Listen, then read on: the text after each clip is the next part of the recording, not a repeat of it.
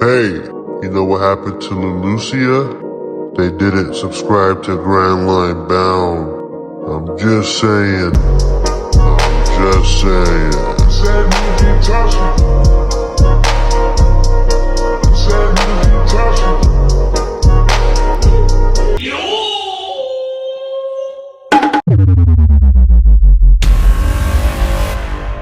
Grand Line Bound, One Piece chapter 1157, let's get it.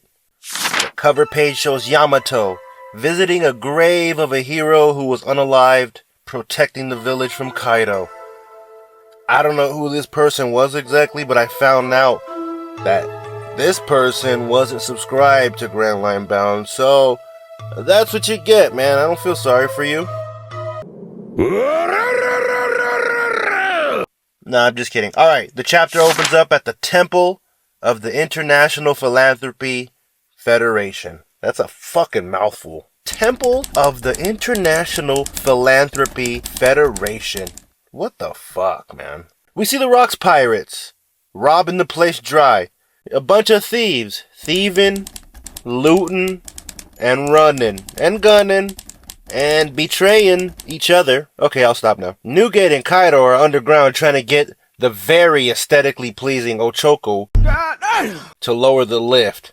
And I'm absolutely trolling about Ochoko. By the way, Lil Mama is built like fucking Gecko Moria. Sheesh. You know what I'm saying? Lil Mama fell off the ugly tree and hit every fucking branch on the way goddamn down. And fell on a pile of fucking hideousness, man. But anywho, she don't give a shit about what they're trying to say, you know what I mean? Just like the rest of them. Everybody's out for themselves. Shiki even throws a bomb in there, claiming he forgot that Kaido and Newgate are in there.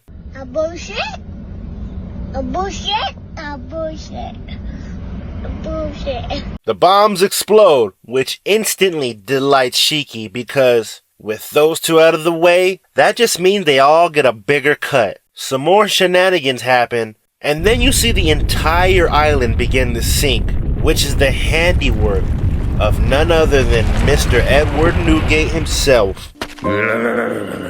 Even Kaido is impressed by this epic display of power. He's like, bro, I need that shit, bro. I need one of them motherfucking devil fruit powers, you feel me? You know what I'm saying? Newgate tells him that if he's gonna go the devil fruit route, then he better make the right choice because the effects of them are permanent. Kiyo hops out and attacks Shiki for the snake shit he did a few minutes ago. Turns out he was in the hole as well. And they squabble up for a bit. Squabble up. Squabble up. Captain John tells Rocks that the Navy are pulling up. And Rocks, being Rocks, is like, Hey yo, we ain't running from shit. Let's mix these bitch ass niggas the fuck up. Let's go. Wait, he doesn't laugh like that. He laughs with the V's. Or whatever the fuck. The chapter goes on to explain that in a mere 2 years that the Rocks were formed, they acquired quite the reputation as official ass beaters, with a record of 16 documented raids, a whopping 76 sunken ships, 14 ports wiped out, 5 towns wiped the fuck off the map. Roger might have been selling the seas and would eventually go on to become the king of the pirates, but this era was known as the Rocks era. Cause they were out here just fucking shit up, man. Let's be real. The chapter takes us to a place called Enishi in the New World. Harold is telling a world government official to let the people that they have captive go. The agent is telling him to fuck off and mind his own business. Their quarrel is not with Elbaf and his people. All non-affiliated territories are considered lawless territories. And what's even crazier about this is that even the captives are trying to reason with Harold. They're trying to tell him to chill out, man, because even they know that if he intervenes, this could greatly jeopardize Elbaf's standing with the world government and erase any chances of Elbaf becoming an ally with the world government. He's basically gonna lose everything he's worked for. But King H ain't trying to hear that goofy ass shit. You know, it turns out that these people sent aid to Elbaf when they were starving and then going through their famine shit, you know? We see Harold jumping from one ship to another. It's too bad we don't really see the ass beating that King Harold unleashed. You know, I love a good old ass beating. What do you mean by that?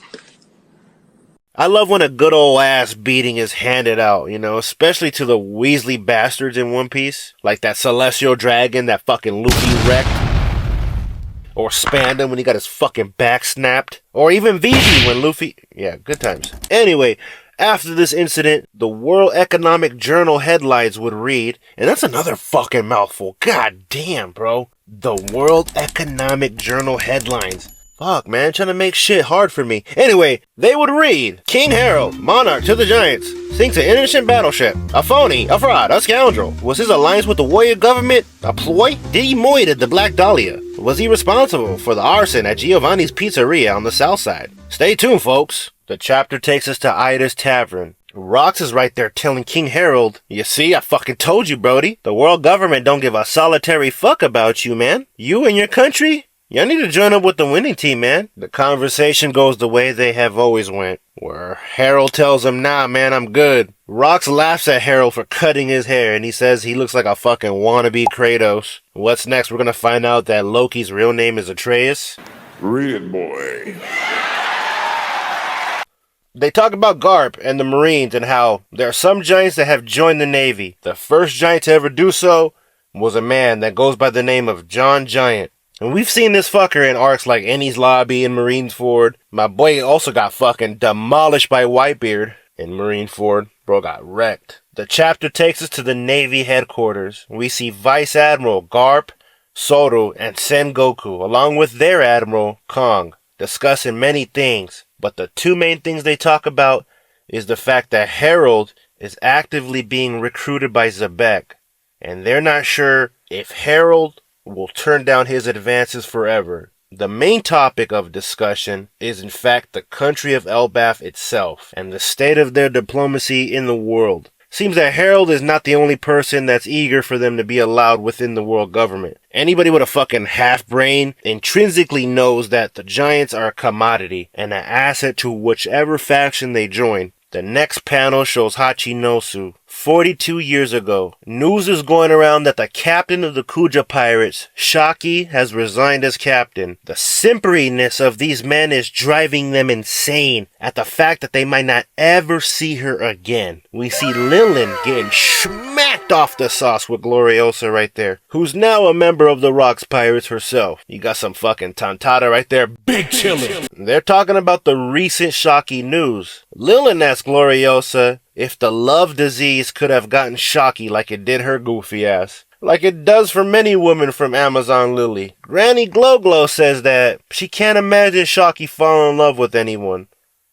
None of that matters. All she knows is that if Shaki goes after her sweet Roger, then her fucking ass is grass, dog. That's her ass, bro. You ain't gotta worry about Shaki, you gotta worry about a little lady named Rouge, lil' mama. She about to take your boy. Where the fuck is Rouge at right now? We see Stussy flirting with Newgate.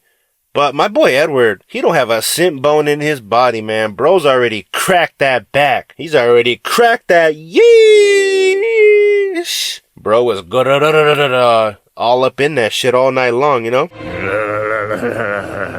News breaks out that a Kuja pirate ship is headed towards the coastline. It is said that in the history of Hachinosu and its establishment, the arrival of the Amazon Empress was ranked the greatest event to ever take place there. We see every single pirate on the island bow to the idol, as she claims that she will be staying there for a while, and immediately she starts making changes to the place. She gets these dirty ass motherfuckers to start cleaning up and planting flowers and shit and building shit. Rock shows up and even he and his men are not safe to her devilish beauty. Who knew that a woman's touch was all that island needed? Shaki was like a flower blooming in a dry wasteland. We see that Shaki's bar gets opened up. And of course it was a success. The pirates of the island came to covet and adore her as a treasure, the irreplaceable treasure of Hachinosu. Allegedly. Now, the thing about treasure is that there will always be attempts to steal it. The final panel shows the Room of Authority, and it looks like they're about to send King Harold a grave message. The message states that they will accept Elbaf's bid to enter the world government under two conditions. The first is he must eliminate Rox himself. The second condition is a much harder task to accomplish. He must subscribe to Grand Line Bound. Eliminating rocks is gonna be no easy task. But subbing to Grand Line Bound? Nearly impossible, man. Bro makes terrible content. Don't mind us. We're just out here burning schools and libraries and shit. But subscribe to Grand Line Bound, will ya? Okay, thank you.